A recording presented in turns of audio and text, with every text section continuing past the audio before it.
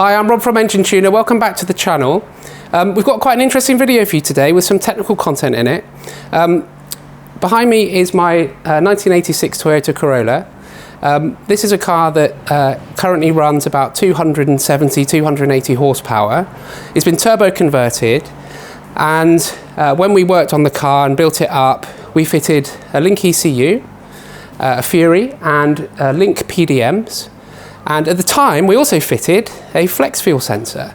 But when we first tuned the car and got those sorts of power figures out of it, we weren't running flex fuel. We want to come back to that later. And now we've decided to do exactly that. So let me explain the plan for this video. So what we're going to do, we're going to first of all take a baseline measurement of the car, just running normal pump fuel, 99 RON pump fuel, to see what the power looks like now. We've changed a couple of things. Perhaps the most important change since the car was last here is that the dyno itself is different. So we've got a whole new control unit, all new software, and that means that we can't really compare the power with the new software with the readings we used to get with the old one. They're slightly different for lots of technical reasons I don't understand, but what we're going to do is take the baseline measurement, see what the car's running, let it cool down a bit, add the methanol, and then we'll see what we gain in terms of power and torque. And the reason for doing this is that methanol can be used as an alternative fuel. And what the flex fuel sensor from Link does is it detects the alcohol content in the fuel and then adjusts various parameters around engine management to give you some desired results. So it can change the ignition timing, the fueling, the boost, according to how much ethanol or methanol or alcohol the flex fuel sensor can see. And it's completely seamless. So as you'll see later on the video, running flex fuel the way that we do it at Enginetuner doesn't require you to run an external tank and worry about all the plumbing associated with that, which is one of the reasons why I love the flex fuel sensor and the way that we do it, is because there's no messing about. You just add the methanol and away you go.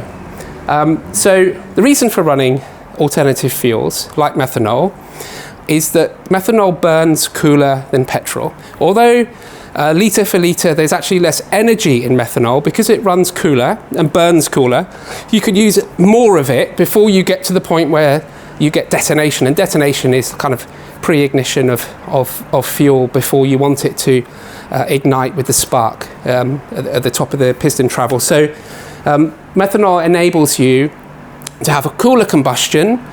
It enables you to use more fuel because it's cooler, and more fuel and more air tends to mean more power. And in particular, on some turbocharged engines, what we find is that when you're running on a methanol mix, you can have a more advanced ignition and add in some extra power that way, often without touching the amount of boost that you're running. So it's really clever. And it's actually, although some people worry about alternative fuels and think, gosh, you know, if I go from petrol to methanol or race fuel or whatever you want to put in it, does that mean I'm closer to some kind of catastrophic engine failure? No, it doesn't. You know, internal combustion engines happen to run on petrol because that's the thing that we've got the most plentiful supply of. But they can be tuned to run on all sorts of different materials, including methanol. So let's see how we get on today. I'll stop talking. Let's run the baseline test now and see what kind of power we've got, and then we'll come back in a minute. We'll check everything. We'll check to make sure that all the spark plugs look good once we've got baseline figures, and then we'll run it up. Thank you for joining us. Let's see.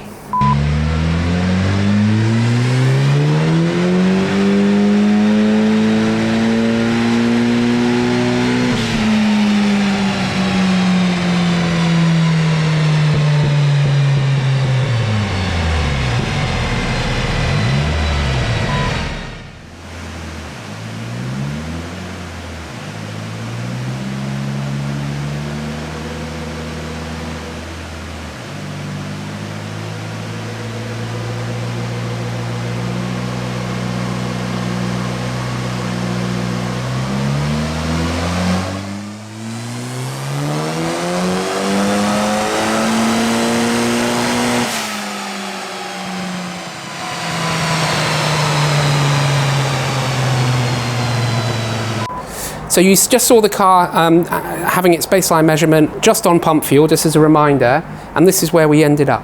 So we got 275 horsepower, 240 pound-foot of torque, and looking at the graph, I'm pretty happy with that. On the previous dyno, when the car was first built and tuned, we saw 285 horsepower. But as I said at the start of the video, you can't really compare like for like because it's completely different software, calculated in a completely different way. The important thing for today's video is to get the baseline, know what we've got on pump fuel, and go from there.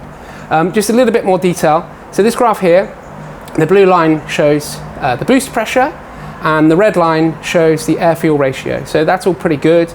That's nice and consistent all the way to the red line. And we've set the red line on this car at 7,500 revs. In theory, it could rev quite a bit higher. You know, these twin cam engines are known to rev to the moon, but being turbo converted, you get kind of diminishing returns when you're running a turbocharged car beyond 7,500 revs. And I'm quite happy to leave it at that. Everything exciting has happened before 7.5. And a quick word on the boost. So we can see that the boost starts climbing at about 3,000 revs. We've got full boost by about 4,700, and then it holds its boost really, really nicely for about 3,000 revs all the way to the red line. And we can see here that it's about 1.4 bar of boost, or about 18, 19 psi, something like that, maybe 20 psi. And now we're going to see what happens when we put the methanol in. The plan for today is to run a 25 to 30% methanol blend. So 25% methanol, 75% petrol, and that, I hope, will give us the pickup that we want. So let's see, keep your fingers crossed.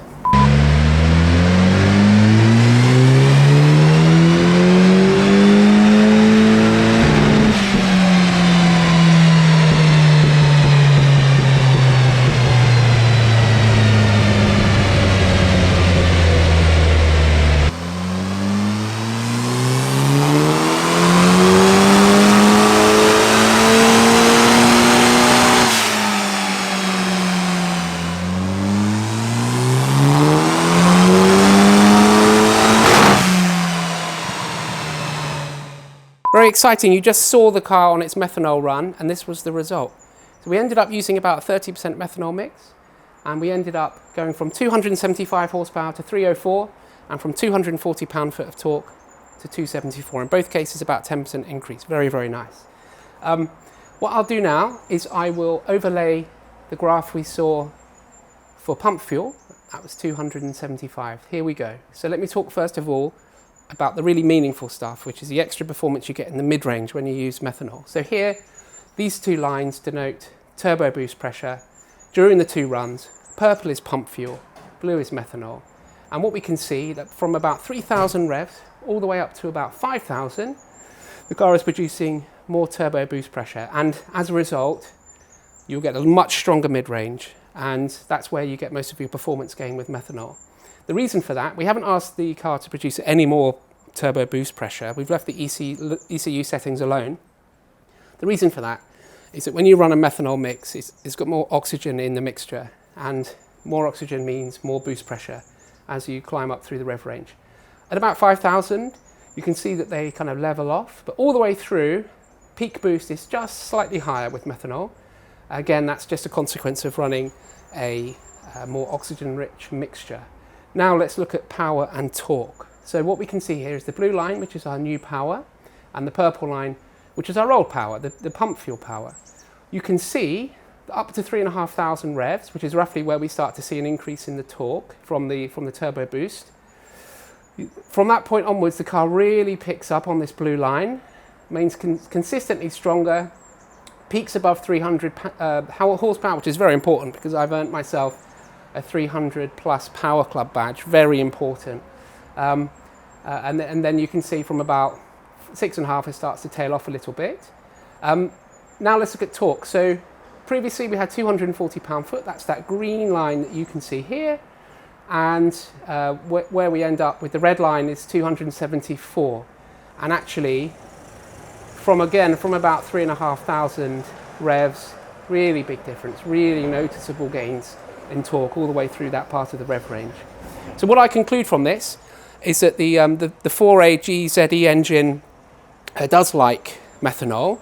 We've seen bigger increases with certain other engines, and it really depends on how much extra ignition you can dial into the car when you're running methanol. What we found with this is that we could dial a little bit extra ignition, but after that, although the car wasn't detonating, it wasn't picking up any extra power. So we kind of reached peak timing, if you like, peak optimal timing.